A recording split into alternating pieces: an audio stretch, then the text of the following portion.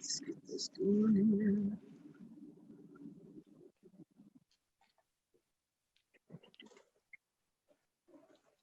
Well, Or maybe we can just switch to speaker view and then we'll be able to see you. yeah, I think that'd be a better idea there. All right. Well, my name's Daniel Smith. I've been a member of the club for a little over 2 years. Been vice president for a little over a year, and I kind of got started in astronomy heavily probably about 4 years ago when I got my first telescope, and started taking some pictures of the moon with my cell phone held up to the eyepiece. That's probably the simplest type of astrophotography you can do. But shortly after that, I started doing wide field Milky Way photos. And now I do deep sky imaging and things like that. In some later presentations, we'll kind of get into deep sky imaging with astrophotography rigs like telescopes and tracking mounts and things like that. But for tonight, we're going to keep it really simple. A lot of people, might have access to a DSLR camera. A DSLR camera is usually one of the digital cameras that you can exchange lenses with. And if you've got that kind of a camera and you need a wide field lens, and I'll get into that here just a little bit, and then you need a tripod. If you've got that, you can take pictures of the Milky Way, provided you've got some decently dark skies, or you can travel to dark skies. So if you live in the Tulsa area, you're probably gonna want to travel outside of Tulsa. This would be a great opportunity at our observatory to do some photography like that. So I've got my camera sitting over here, and I've got it sitting on a tripod. This is kind of what I started with. On this camera, this is a Canon T4i, so it's actually an older model DSLR. You don't have to have the latest, greatest, newest model DSLR to do this. And then on this, I've got a 16 millimeter wide angle lens. Now, a lot of people, when they get a DSLR, it will come with what's called a kit lens, which is like with Canon cameras, it's usually an 18 millimeter to 55 millimeter zoom lens. You can use that for astrophotography. Those lenses are not as high quality as some of the other ones you can get, and so you're going to get a little bit of chromatic, what's called chromatic aberration. Stars, but you can still use that. You're going to want to use it from the lowest setting, 18 millimeters, the widest field of view. So that's what I'm 16 millimeter broken off f2 lens. What I'm going to do is I'm going to explain to you some of the settings that you can use in order to take some pictures. So first off, you're going to want to mount your DSLR on a tripod.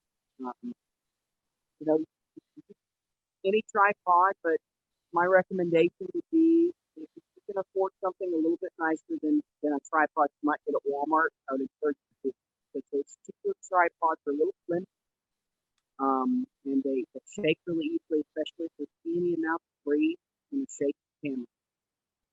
And when you're doing a long exposure, that's going to show up. The stars are going to look fuzzy and blurry. So you'll put your DSLR on your tripod, and the first thing that you're going to want to do is, we can talk about your aperture, selection of your aperture. You'll see, anything about DSLR, lens stuff, there's this thing called an f-stop. You want your f-stop, typically, for starters, you want to put it as wide open as possible. That means the lowest number. For this lens, that would be, for me, would be f2.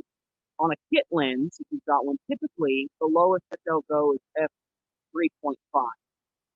So you're going to want it wide open as much as possible.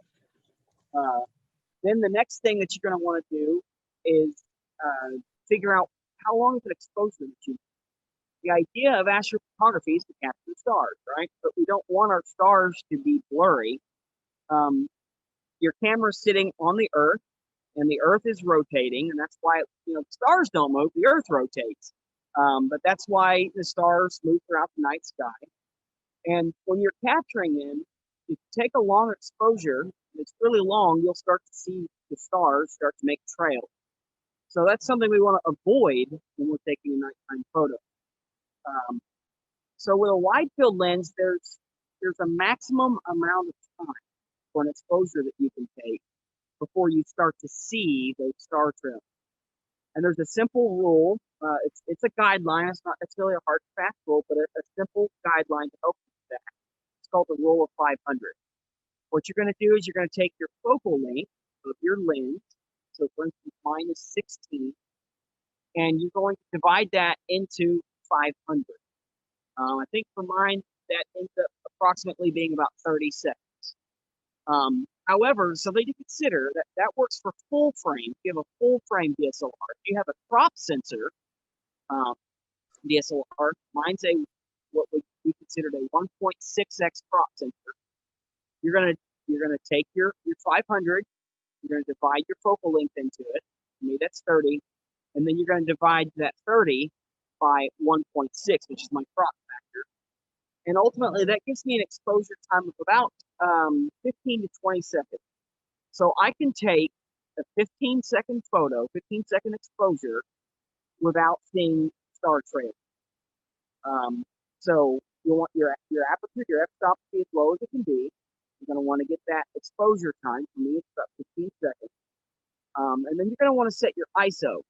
The ISO refers to the sensitivity of the camera sensor.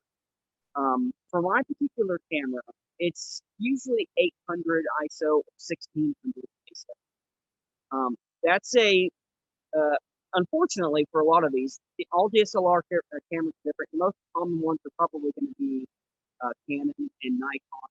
Some people you might have a Pentax, you might have Sony, various different ones. And a lot of those sensors are a little different. So with Canon, typically 800 to 1600, but you might want to experiment with it. Set it at 2. I have it set at a 15-second exposure, and then I've got my ISO set at 1600.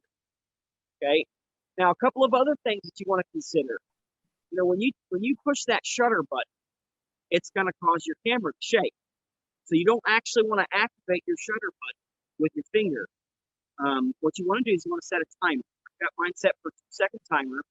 So when I push the button, it'll wait 2 seconds and then take a picture. Another option would be what's called a remote shutter release or interpolometer, which is connected to your camera by a cord. A lot of the newer ones, a DSLR within the last year or two, they have Wi-Fi connectivity where you can control the camera through your phone. So that's an option too. But you want to set your timer so that it takes the picture after that. Another thing that some people kind of experiment with is something got a mirrored DSLR is a mirror lockup. What it does is it locks the mirror open, because that can also create some shake in the view. It's not necessary. Probably get away with that, but you might look in the So those are the basic settings. I've already got everything set up on my camera. I didn't want to go through all of those things to show you. Everybody's DSLR is different. Menus are completely different. So if you've got a different DSLR than what I've got, it's not going to do me any good to show you what buttons to push. The last important thing is focus. You've got to be able to focus on your lens. I'm going to go ahead and bring this over here so I can show you guys this.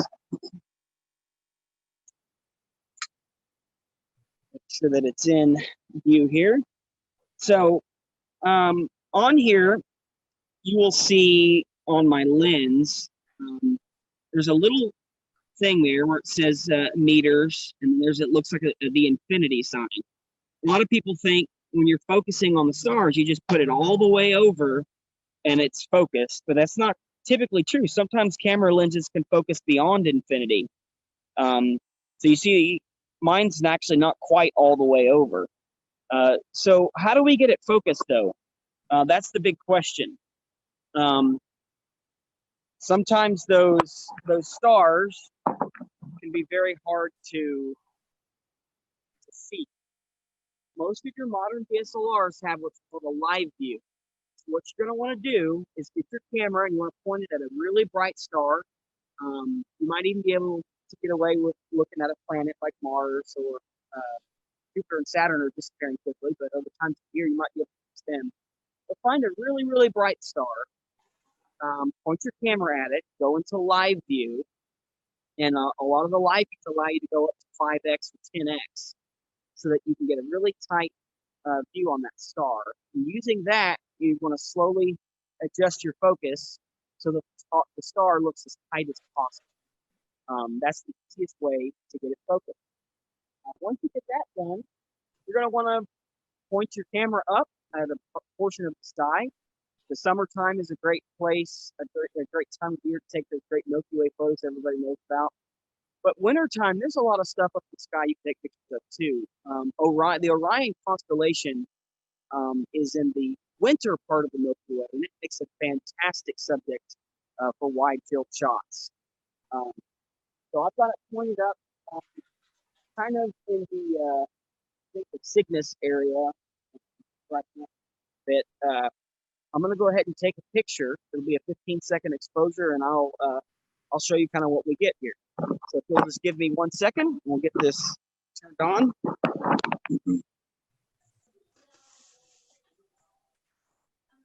All right.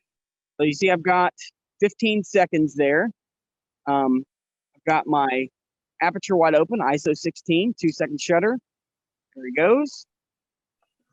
Now it's taking a 15. It's a 15-second exposure, so that shutter will stay open for a solid 15 seconds.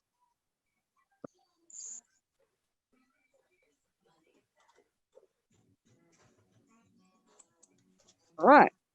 So I don't know how well you can see that or not. Hopefully you can. I'm not really sure how well that shows up on screen, but in my picture there, I've got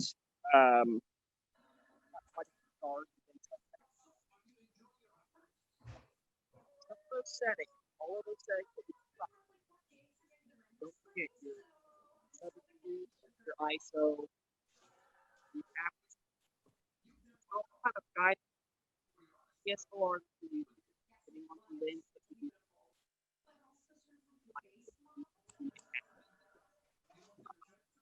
Those things can be tweaked.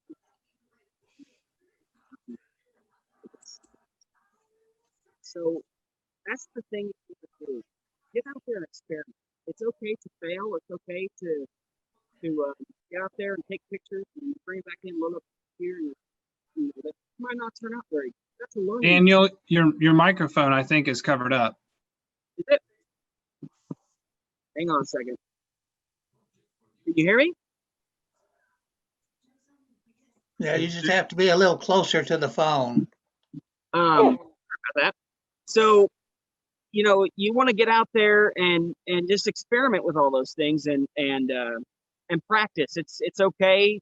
Might not get the greatest shot starting off, but everybody that starts off in astrophotography, if you're really wanting to get into it, it's a game of patience and it's a game of trial and error and learning and just having fun doing it.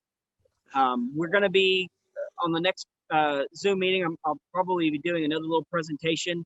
And what we'll do is we'll talk about how to get those pictures out of the back of your camera and process them a little bit and make them look good. One more thing I forgot to add. When you're doing photos like this, you want to make sure that you don't want to capture in JPEG. You want to capture your images in the RAW mode. That's very important for processing. So that's all I've got for you, unless anybody has any questions or anything.